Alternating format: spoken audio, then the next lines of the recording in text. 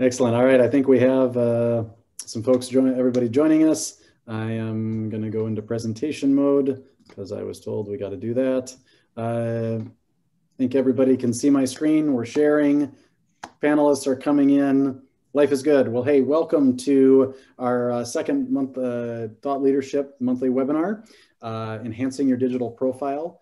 We'll be discussing today an array of different topics, mostly centered around your digital profile, interviewing, and resumes. So this will hopefully be of great value to everyone that attends.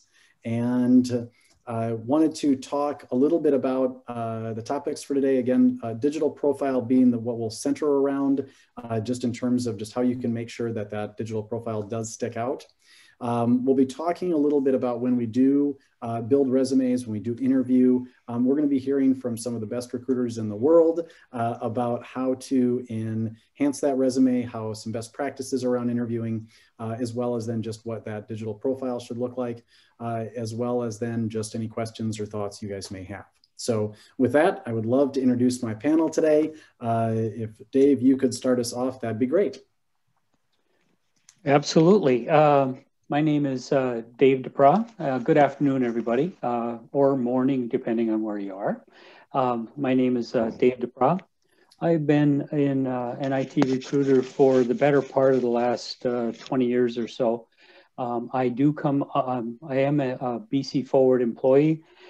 Been with BCforward over a year, but I've got over 25 years in the IT sector, primarily as a developer, then project manager, and manager of departments. So I've done a lot of work in IT. And as I mentioned, the last 20 years or so, I've been in the recruiting end of things. Hopefully we'll be able to provide you with some great information. So I will pass it on to my colleague, Brittany. Hey guys, thank you so much for joining us today. We're going to try to be as exciting and informative as we can for you guys. I've been recruiting now for going on 5 years in March. I've mainly been in the IT space, so anything QA related, try to go out and find those rock stars. And now I'll be passing on to Erin. Hi, good day everybody. Name's Erin Johns and I joined BCforward in 2018. I did resource care, transitioned over to the client side, and then to global services, and now I'm back in resource care. So I've been in many different positions within the company. Before that, I had spent about 18 years in the Indiana Army National Guard as a journalist and human resources assistant at state level. So I am here with you today to give you some tips on how to view veterans and veterans how to make your digital profile a little bit better. Awesome. Thank you, everyone. And last but not least, we also have Cassidy on the panel. She is working with us on the marketing side. But if you have any questions or things that you want to hear about, please feel free to send Cassidy a note or just put it into the chat room. She'll be monitoring that just to make sure that anything you'd like us to do, we can certainly do. And Lacey raised her hand, so maybe Cassidy, you can find out Got it. if Lacey needs something too. So awesome. So with that, we'll get started. So part of what we wanted to talk about is really kicking things off with your digital profile. So what does that mean? You know, I think our digital profile really does encompass a lot of different areas. So whether that's on the social media side, some of the LinkedIn side, generally just your resume that might be floating around. So, you know, what does that mean in today's world, certainly in the last year that we've been living in? You know, part of what that means is that there is a lot of living and breathing that we do that is online. And certainly us being aware of that and making sure that you know, what that view of the world is of us certainly aligns with what we want it to. So that's what, you know, a lot of what this next section is going to be about is just really understanding, you know, what that digital profile is that we are exuding to the world. And if it does it actually match what we want to see our potential next employer to see. So that's really what we'll be discussing. So, again, how do you appear online? A lot of these segments, but, I really want to turn this over now to the panel to talk more about, best practices, thoughts around this. Dave, Aaron, or Brittany, I want to turn it over to you guys now to kind of get your view as to, how do employers look at this, and what are your thoughts around this? Sure, I'll hop in right away since I love social media and all that. So I will say everybody's on social media right now. I mean, whether that's Facebook, Twitter, you could even go as far as Pinterest, and whatever you're doing on your social media, people are going to be able to see unless you have a locked profile. And I don't know how many people know about, like the locking or like changing your name, because as a recruiter, it's my job to go out and look at what people are putting out online. And if you're tweeting or pinning, I could just do a quick Google search on you and that stuff is going to come up. So if you're just cognizant of the things that you're posting and interacting in and engaging in, even liking, that stuff will all show up and your potential employer will be able to see that.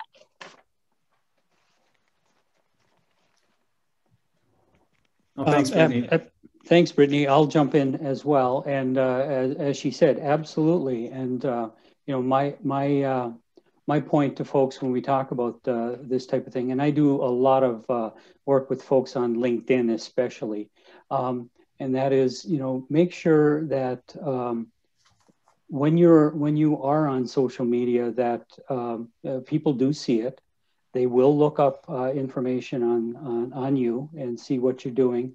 And personally, I don't care what a person's political beliefs are or anything that they do in their own time.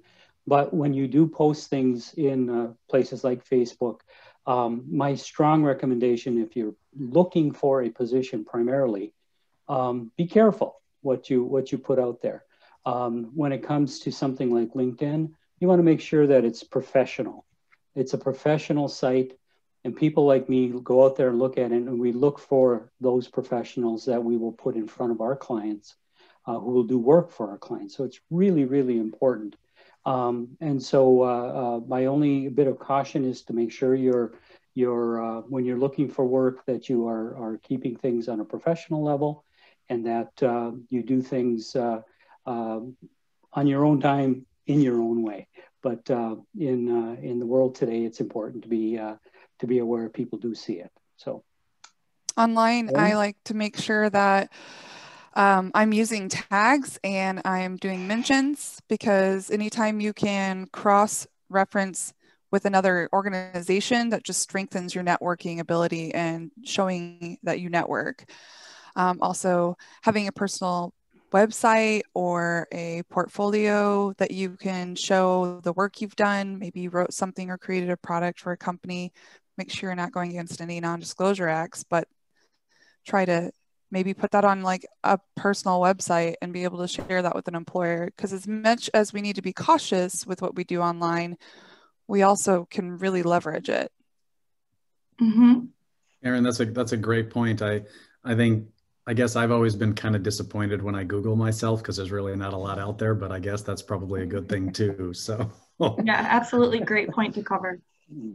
Let's talk about maybe some, examples or other thoughts that you guys have about, if I'm new at this, if I'm say I'm coming into the workforce and I haven't had a lot of experience. I don't have 10 years of experience. What are some things that we could do to really help create our digital profile and our digital image in terms of what employers might want to see? I'll lead off. And once again, I do tend to be more LinkedIn focused. So my first recommendation, if you're new to it, is if you're looking for a professional position, having a LinkedIn profile is very useful. I don't claim that mine is the best, but you can certainly look me up. I'd be more than happy to connect with folks, and you can just take a look at it. Things like having a professional picture is very important in the profile, and we can circle back with that. But to me, some great examples. Go out to LinkedIn. There are folks. Find somebody within your realm. If you're a project manager, if you're in logistics, whatever your particular area of expertise is, find people that have similar backgrounds and just take a look at what they have and look at how they post and how they blog and things like that. I think would be quite useful. So there are a lot of good examples out there. I don't have anything specific once again, but you can certainly use, you go out and look at mine and critique it if you want. So. Yeah, I really like what you said about just engaging on LinkedIn, because that is that's kind of like I always say it's the Facebook for the professional world. You know, we have a Facebook for our personal, and this is kind of the Facebook for the professional. But I will say what not to do is don't treat LinkedIn like your personal Facebook, because I do see that.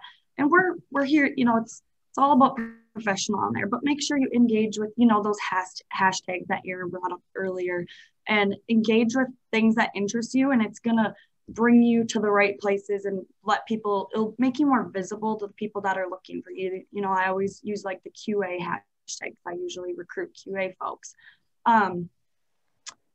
What else was I going to say? I was going to say one other thing and I just lost the train of thought. Oh, I remembered it. Okay, so after a job, sometimes asking for a referral from your past boss is great too. I love seeing referrals, and I usually even send them over to my account manager and I'm like, look at their great referrals. So even if it's a boss that's not in the profession, it could be like a college job or whatever, just having that great referral is gonna make a difference, to me anyways. Well, thanks, guys. You know, one of the things that we had talked about is like, what are the top things that employers are looking for? I mean, other than, hey, I want to look for a skill or something, like a specific skill, but do you guys have things that you think that employers are looking for when they're out there looking at some of these digital profiles? Yeah, I'll jump in first again. Absolutely.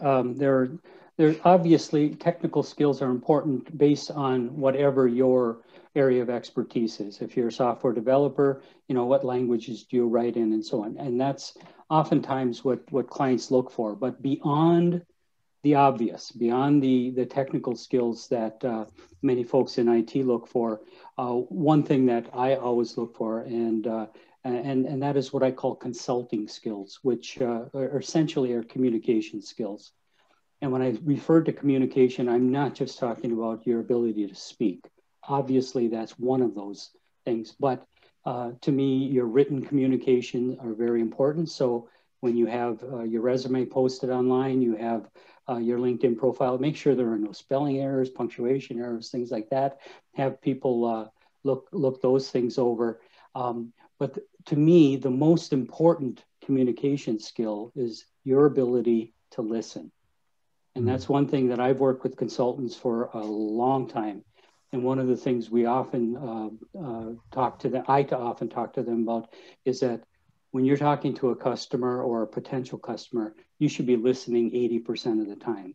Listening to me is probably the most important of the three main communication skills. So that is one of the big things that I look for when I talk to and read resumes of individuals. So anyone else? Yeah, and if you don't have a LinkedIn, I see that Cassie just put in the chat how to get started on LinkedIn. And just to reiterate the referrals, I don't mean like an old school referral. There, you can have referrals on LinkedIn. So if you didn't know about that as well.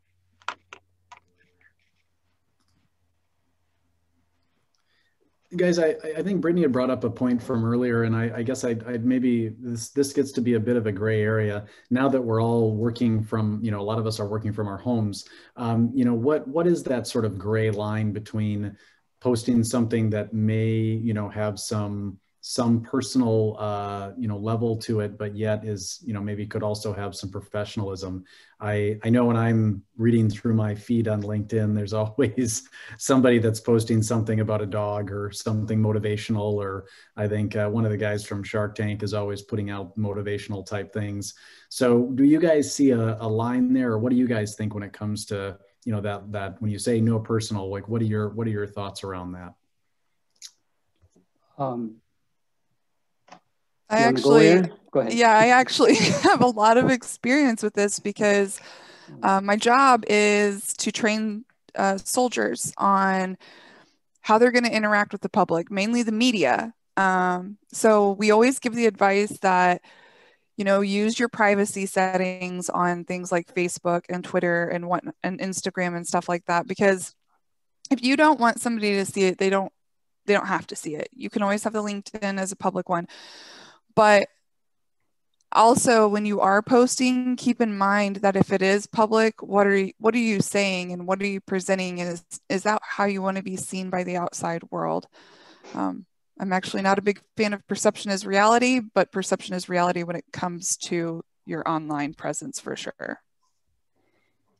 I absolutely agree with that. And you know, given, you know, the climate in our country over the past year or two or four, or whatever it's been, you know, my point to folks when they are online is that, once again, you know, you're free to do what you want. However, you know, an employer, and having been an employer a good part of my career, we don't often like to be in the limelight. And so we don't want people who we bring into our organization to be getting a publicity that is not something we want to see. So my advice is, you know, get involved politically, do the things that you feel you should do, but be very careful what you post online. I typically, if I see people posting very political ads on LinkedIn, I will wipe them out. I will no longer follow that person because I'm about the business and building businesses and providing jobs for people. And you know, you can use other platforms to discuss your political beliefs. But I don't think, you know, if you're looking for a job, especially, that's a wise tactic. My opinion. Oh, that's a great opinion. And, you know, just to remember, you don't need to be the one actually posting anything. If you just simply like it on LinkedIn, that will follow you to your page and the things that you do. So whatever you like or you engage yourself in, your viewers will be able to see that, which is okay. There's some stuff that I do like and I post that I want my viewers to see, but just always be thinking about, you know, what it is that you're liking and that other people could potentially see it. Hey guys, I know we've been talking a lot about LinkedIn as just one way of having a digital profile, but one of the questions from the audience was that, you know, what if somebody doesn't have a LinkedIn ID, or what if we're not registered there? Is that really a must-have, or is there, you know, other ways that, you know, we could potentially, you know, create and start enhancing our digital profile without necessarily being a part of LinkedIn? I will say, just because I just had this recently, one of the clients that I'm currently working with right now, who my account manager is, he always asks to see the potential candidates' LinkedIn. So a lot more employers are asking. It changes. I've just, you know, that was one of the experiences I had, so I felt I need to share it during this time. My opinion on that is there are other avenues. Obviously, you can post your resume on different job boards, and it all depends on what you're looking for. However, I come out of the IT space, and that's the world I live in primarily. So I'm looking for professional people, and although there are other platforms, you can certainly post on other platforms. You can post your resume. LinkedIn is a very important one in the business world. So my advice is, if you don't have a LinkedIn profile, it's free. You don't have to pay to join LinkedIn. You can get your a profile set up, and then you can publish it once you're ready. And once again, that's something that a lot of recruiters can help with if you don't know where to get started. But just go out to linkedin.com. And they have a fairly well laid out process that you would follow to get yourself a LinkedIn profile set up.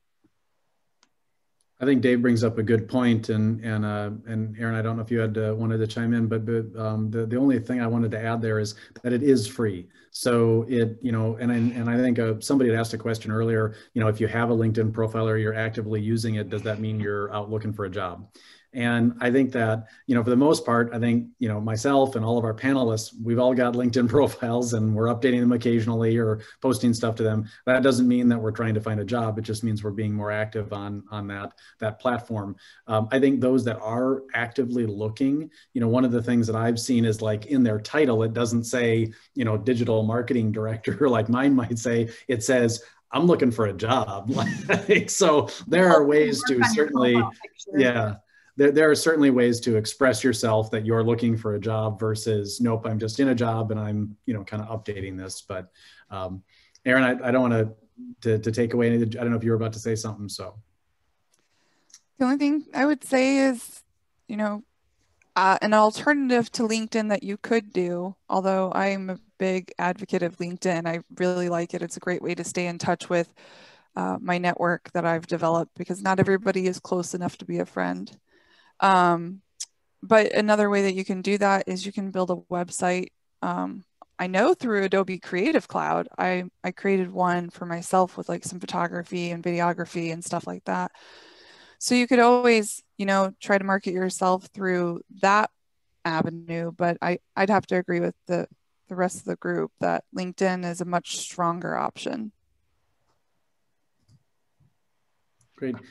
Speaking of the fact that people have a digital profile, so clearly all of us are trying to paint our digital profile, but I think also the employers that we're, trying to potentially get a job at or maybe interview for also have them. So, panel, how exactly do you research and what do you do to maybe kind of better understand the organization that you might be interested in working with?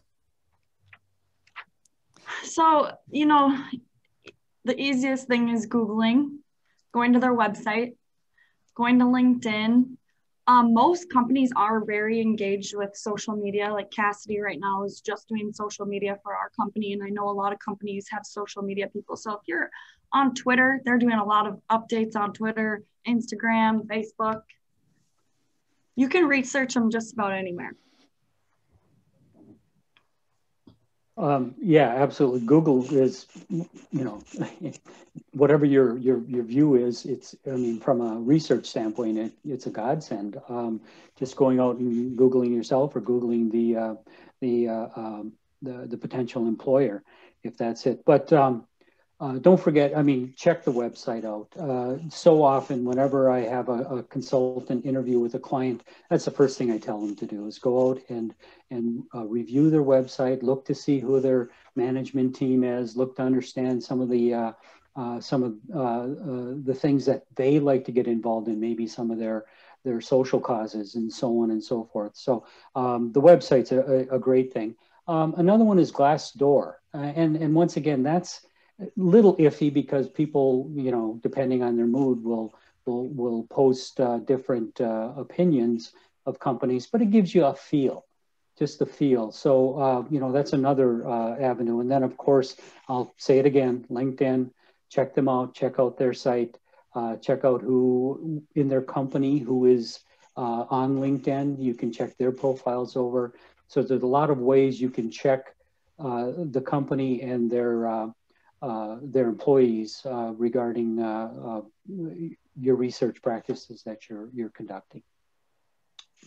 So from my scope, the first thing that I do is I check to see if they are a military-friendly company, which BCforward is, and I believe TapQA is as well. But I do know for sure that I targeted this company because they are military friendly. As I continue to serve, I need to be able to have my drill weekends and have my annual training and have my employer support that, have my employer understand that I am bringing my leadership back to the company and value that.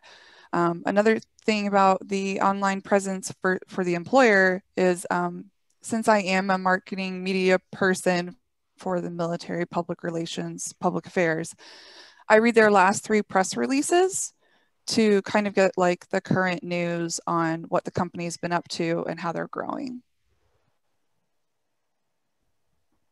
Oh, Aaron, that's a great point, and thank you for bringing that up. Sorry, I almost had a cat join as our panel here, so we're Aaron, you're on mute, by the way, but yes, we're trying to keep the panelists down to just us and not have any furry friends joining. So, anyways, let's move on. But I think that's a great point about that. I think these are certainly kind of a good view of kind of, again, we really did focus on LinkedIn. I think we talked about a few others as well, but I think this is a great sort of just general guidelines and best practices about how we should be, utilizing some of these. I think Dave brings up a great point. I think Glassdoor tends to be a vehicle for those that aren't exactly pleased with the world, but it also is good to understand how organizations are handling things. And so I think it's a good way to at least also view that as well. Any other best practices that the panel would like to speak about when it comes to the digital profile?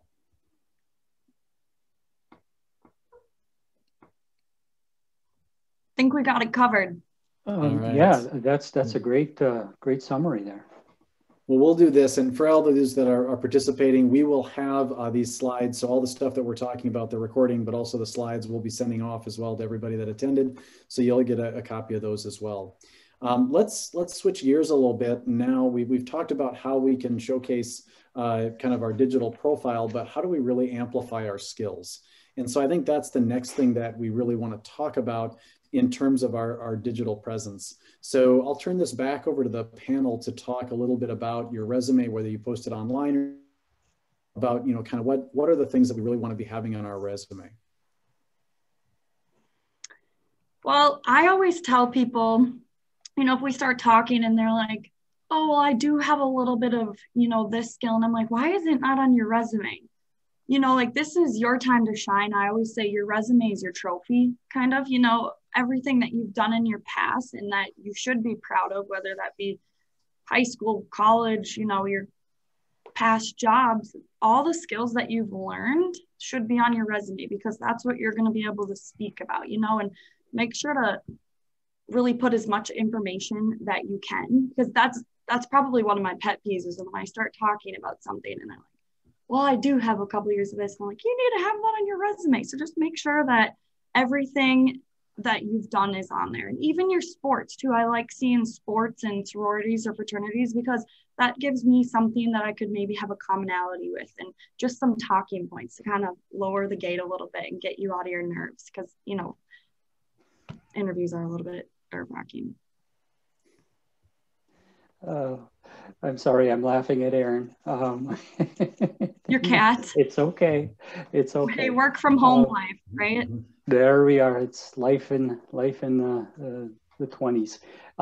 As far as technical skills are concerned, first of all, it depends on your on your area of expertise. I mean, if you're a project manager, obviously you want to list the types of projects that you've managed, perhaps the infrastructure that is involved, the methodology that you follow, whether it's waterfall or agile or an iterative process, what have you, or if you're a developer. But to Brittany's point, try to list everything. And somebody might say, like, well, that's not really a strength of mine. Well, but it's a skill, and there's a difference. And so if you have experience doing something, whether it was in college or in the work world, it's certainly worth bringing it up. As far as technical skills employers are looking for, once again, depends on the area that you're working in, but some key buzzwords today are agile. If you're in software development or project management or business analysis, agile is a methodology that many companies are moving to. Very few companies are true agile shops, but if you worked in an agile environment, be it a Scrum or Kanban, just following that process and understanding what it is very, very attractive.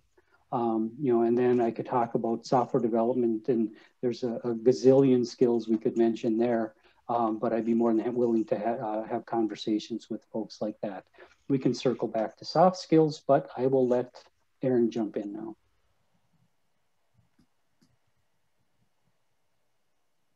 I had it on mute because she was crying. So with technical skills, I know that for me, I know 5 different video editing systems, and I don't always advertise that. But when I've done interviews, the people interviewing me are always really excited about the fact that I know so many different editing systems. So when it comes to those technical skills, it is really important to mention them, but what's going to make a team player are your soft skills. And that listening thing that Dave mentioned earlier is huge. I know as a leader that I enjoy it more when my new soldier is a listener, because I know we're going to go farther in the communication realm, which is what we work in. Hey guys, one of the questions that had come up was just, and this is something I've dealt with, is you know, I think I've seen in my 25 years of being in the business world, I've seen resumes change a ton. And you know, I think when I was coming into the world, it was probably lucky for me, because I think they only wanted you to have a one-page resume. And I think over the course of my career, I don't know, at one point in time, I think mine was like 15 pages long. So, you know, what do you guys recommend in terms of, you know, do you want to have a more briefer resume? Do you want to have it expanded? You know, how big is too big? Thoughts about just sort of the resume size and how much you should put in there or not put in there? Sure, I can hop in. I actually have a note on here just to kind of look at and speak about is one-page resumes are so outdated. Now, I'm just talking about IT, QA. I guess it could change if you were talking to a recruiter for marketing or something else. So speaking on what I know, the more that you have, the better. The more detail and skill and what exactly you did on your project. And obviously we're going to talk about it on the phone too, but remember, as a recruiter, the resume is the first thing that I'm going to see before I reach out to you or call you if you reach out to me. I have a real pet peeve. I think a one-page resume is as Brittany said, it's passé. I know a lot of folks got advice through the years to keep everything to a one-page resume, but if you have any amount of experience, and once again, I'm in the IT realm, any amount of experience, you know, a 2 or 3 page resume is certainly acceptable. You don't want to list every project and details behind every project, but you can do a one bullet point line of a project just to highlight a specific area of business or specific technical skills you have. But 2 or 3 page resumes for people with any degree of experience is definitely acceptable in my book. I see too many professional consultants who will have the 15-page resume, and you know, you just don't read it. You're not going to go through the whole thing. You're going to look at the first page or two anyway. So my advice is, you know, 1 page if that has all the information you need, but definitely you can go to 2 or 3 pages. Well, thanks everybody. Let's move on and talk a little bit about, you know, for our veterans out there, you know, just you know, how we might be able to translate, you know, skills and kind of what resumes might look like for folks that are coming out of the military. Sure. So the first thing I need to say is don't look at my LinkedIn until I fix those resumes, because I've just got some good pointers. I have a 1-pager, and I've not liked that for a really long time. So it's nice to know I can finally expand it. The biggest thing that I would say with veterans is, you know, some people have a hard time transitioning, other people don't. There are places where you can go and translate your skills into the private sector terms. If you're a veteran, you know what I mean by that. Because there's the public sector and the private sector. Military works in public. Corporations and businesses typically are your private. Nonprofit is a blend of public and private. But the most interesting thing that I've heard about the skills and translating them over is my command sergeant major of division, which is like the highest you can go on the enlisted side. So he's like pretty important to us. He's the vice president of product development at a company. And he took his leadership skills that he was getting through his leadership courses and brought it back to his company and used that to promote himself and explain, like, you know, our leadership offers this, and this is what I learned, and here's how I can improve our operations. So he went from like a normal everyday line worker all the way up to VP of product development. So it can be done, and there is value in going out and doing that. My biggest tool that I've used to translate my experience is the verification of military education transcript, which is the VMAT, and you can get that on MilConnect. There's also some great tips about transitioning on Military OneSource. So they came out about 6 years ago, but it's militaryonesource.mil. They talk about how to do separation and transition. You also can get advice about your benefits there. So there's some other things that I want to get into, but I'm gonna let my other panelists chime in. I mean, this is your time to shine if you want to keep going. Okay. Feel free. Just didn't want to steal anybody's thunder. No, you're so, not. I do want to make a couple points, but I'm going to let you finish, Darren, because what Sure. you have to say is important. So the steps that I have researched to do a better job in finding a position is going out there and, like I said, the VMET, you want to verify your skills. You want to take a look at that and translate it over to your resume. I have two resumes. I have a federal resume and I have a non-federal resume. My federal resume I primarily use for USAjobs.gov and state positions that I find online. I typically upload my Fed resume, and then I use my non-Fed resume for companies like BCforward. The other thing you can do is you need to get a career assessment and find out where your skills line up with the positions in today's workforce, especially if you've been in for a really long time, 20 years, then you're coming out 25 years, 30 for some people. When you come out of that service, you kind of need to realign yourself with where things are in the private sector. So it's always great to get a career assessment, and also tells you what you like and what you're going to be good at. Again, with translating the experience with the VMET. And then as you go along, just like everything else, you're going to improve your foxhole for my Army people out there. You're going to make slight adjustments. You're going to revise your processes and your procedures. That is a joke from one of our warfighters. But you want to improve and adjust each time you have an interaction with anybody. Again, talking to recruiters is going to be great. That's going to help you make those little adjustments. Like I just, hey, my resume needs to be updated. Tweak it. Use your resources. There are a lot of resources out there. Like I said, Military OneSource. There's also a lot of companies that are looking for veterans. The Employer Support Guard and Reserve is a great resource for the reservists. You also have Hiring Our Heroes, Soldier for Life, Marine for Life. My non-commissioned officers out there, there's the NCOA, which is the Non-Commissioned Officer Association. And I don't see why other branches can't go on there either. This isn't just like Soldier for Life isn't just for a soldier. I mean, they still are going to have positions that translate from naval skills as well. And then the last thing that I had that I wanted to touch on was your networking. I am a non-commissioned officer, and that means I have at least 20 other people at my rank that I work with and that we make things happen.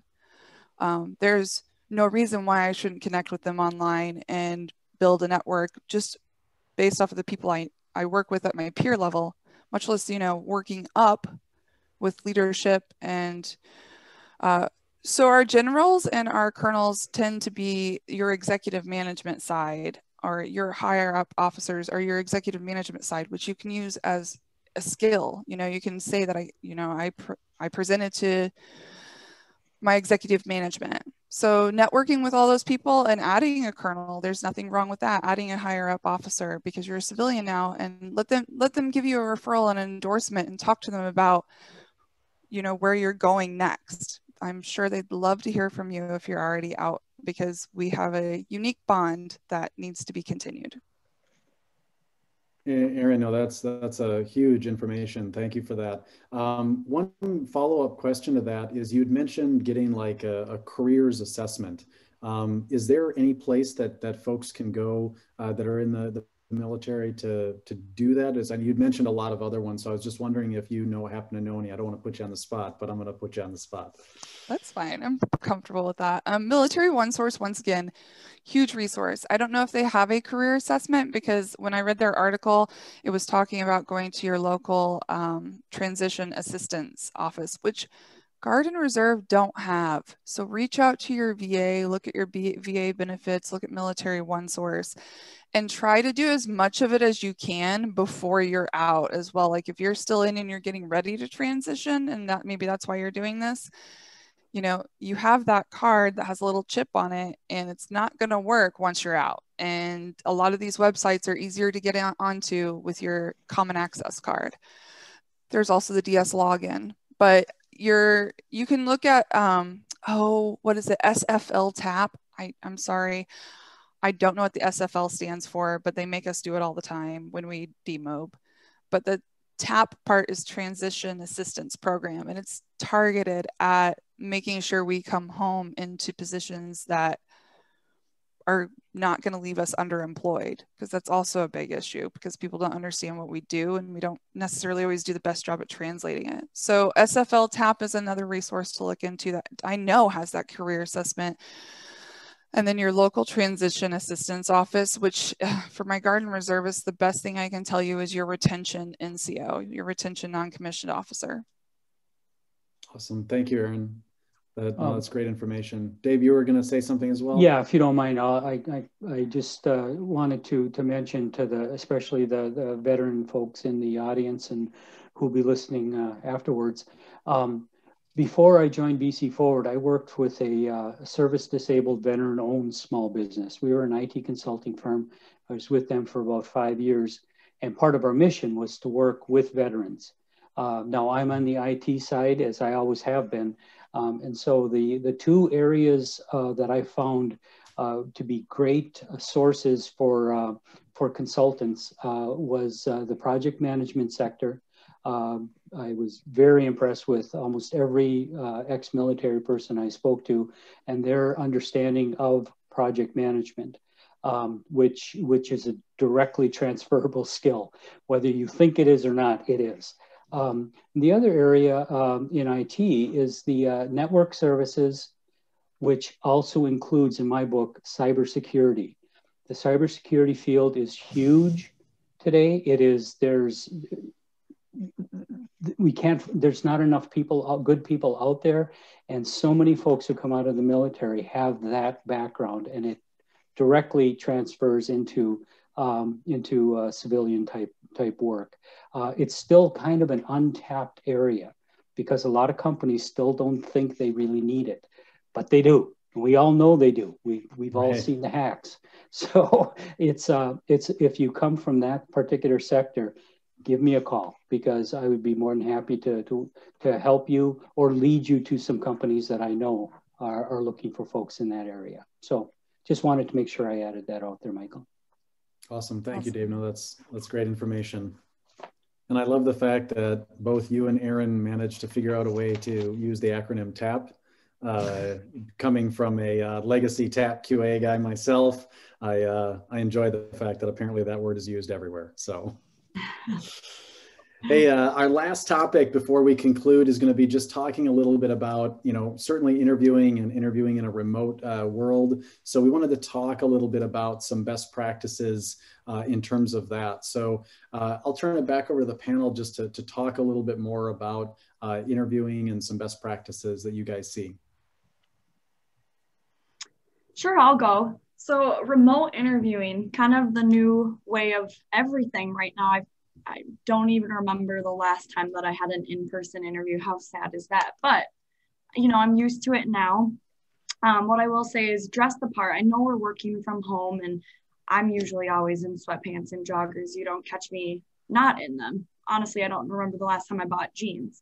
But let's dress the part on top and you can still wear sweatpants and slippers on the bottom because nobody's going to know. I mean, the hosts at Good Morning America used to do that when they were working from home. So you can too. Another thing is make a conversation. I don't want to be interviewing a robot. And then my last thing, just so I don't take it all, is make sure you're in a good spot, good lighting, good internet connection. That, usually I only have about a half an hour that I can interview you. And if 10 minutes of it is, you trying to get good internet connection, that wastes a lot of our precious time to be able to connect. And not to say that I, couldn't give you a few more minutes, but if I do have back-to-back meetings, just let's make sure we're prepared the best that we can be. Yeah, absolutely. Ditto for what you said about dressing the part and so on. It's still a professional world and it still matters. So Don't be bashful about dressing the upper part of the body if you can. Preparation, to me, that's really key. Make sure you understand what you're interviewing for, who you're interviewing with, what is that company. So do that preparation, do the research of the company. If I'm interviewing you, you should be checking me out online and checking me out on LinkedIn and so on. But as part of that preparation, make sure you write down questions. This is a big part of interviewing, where so often you get to the end, you ask if there are any questions. No. It's like, well, sometimes the interviewer might think you're not interested. So write down some questions ahead of time. And if you cover them off in the interview, great, just check it off. But always ask 1 or 2 questions at the end just to show interest. And as in any interview, when you're done, if you're interested, tell them so. Ask for the job. It's okay. And then, good manners are always in vogue, in my opinion. So follow up with an email to the individual. Handwritten notes are still nice, but typically an email, since we can't touch each other, follow up with an email thanking the person for their time. Those things go a long way. Believe it or not, they still go a long way. So that's it. Erin, if you wanted to add anything. Sure, I have no problem. I had an interview recently, actually, where I got dressed, even though it was a phone interview, because I know that when I put on business casual clothes, I'm going to have more confidence and I'm going to step into the role and make the effort. So it's kind of like a psychological trigger of mine to make sure that I'm dressed and ready to deliver and connect with that person and have a discussion from a professional point of view. So while we can absolutely wear like tennis shoes and stuff like that, and on the top wear our blouses, I get some confidence off of it, which I really like. The other thing that I would say is, yeah, research the person and have questions. Actually, the BCforward, when I got hired here, it was really interesting. I had 3 people interviewing me, which seems intimidating, but it's not, because it's a lot like having a board in the military. It was very similar, but a lot more fun. But it was really interesting because when we got to the end of the interview, I asked them, I said, do you have any hesitations or concerns about me having this position? And one of the people responded, said, well, how far do you want to go is my biggest concern. And it made me feel really good and confident that I was going to get the position, which I did the next day. So those are some of the things that I've had experience when interviewing, both in person and remotely. Yeah. And then one more thing I wanted to add too is usually your recruiter will send you a link to the Skype or the Zoom, whatever you're using. Make sure you just click on it beforehand and make sure that it's working, because technical difficulties do come up. I mean, we dealt with them today right before our panel. So it happens, and that's okay, but just let's try to avoid them. Thanks, guys. Know that we did have a question, and I'll actually take a second to even answer this a little bit. The question was just, what is presence? And I think that in general, the way that I always approach an interview and helping folks over the last 20 plus years interview and to try to win jobs, I think there's a difference between when somebody says, hey, do you have skill ABC? And you say, yes. And that's all you say. Or yes, I did this for 2 years, or yes, I did this. And you really kind of limit that response. Whether it's in person or whether it's remote, at the end of the day, I think most organizations, they want to work with someone. They don't want to work with something. And so I think that giving them the sense of, who is this person that I'm going to get to know? Do they have a bit of a sense of humor? Do they, or at least can they tell a story that talks about, who they are and how they will be like to work with, really is what presence is about. And so trying to avoid some of those yes and no answers, where it's no or yes, and it's very curt in terms of your response. That's what we mean by having presence. Panel, do you have any other thoughts about that, or anything else you want to add?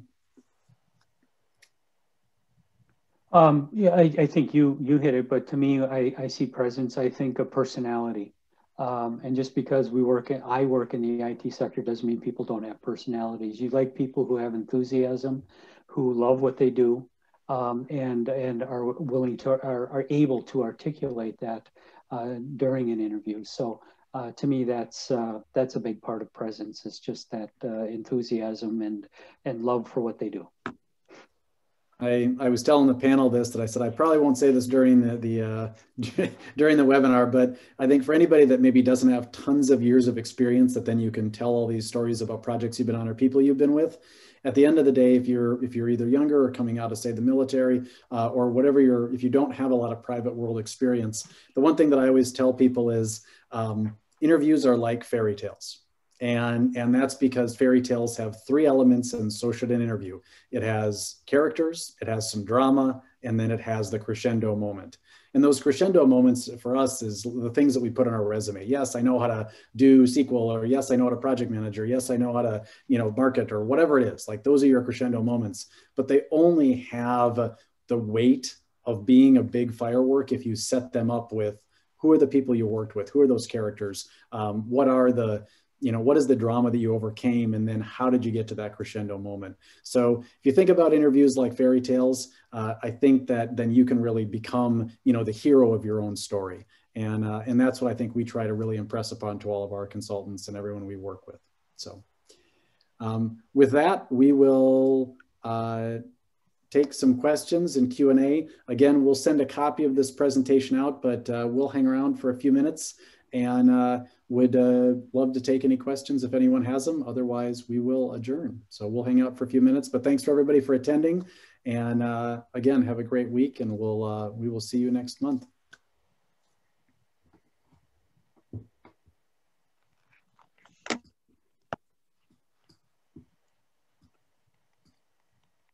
Looks like we do have one other question. It says, in a phone interview, I have several papers around me with many detailed notes, but in a video interview, can I still do that? I'd be looking at them often, and is that okay? Panel, what do you think? Yeah, I have notes right here. I recommend to folks, consultants that I work with, when they interview in person with a client, to bring a notebook with them. Take notes while you're talking. And oh, by the way, if you want to add a few little crib notes in there for you to double check, that's okay. You just open up the binder and everything is right there. So I absolutely encourage people to do that. And I think it's more than okay on a video interview, phone interview, or in-person interview. So I do video. It's my thing for broadcasting. So when I make my notes, those are all very good points. And I mean, I always have a notebook when I'm in person, but I have a very brief list of topics to hit on. And then I know that I know the content because this is my story. If there's anywhere in any time that I'm going to be good at what I do, it's going to be when I'm interviewing, because it's my story. So all I need is a couple cliff notes and I'll just be good to go on video.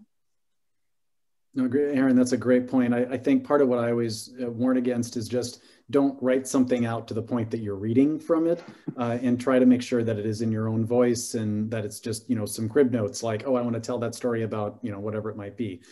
Make sure that then it's really coming across as more conversational and not reading. But yeah, that's a great point.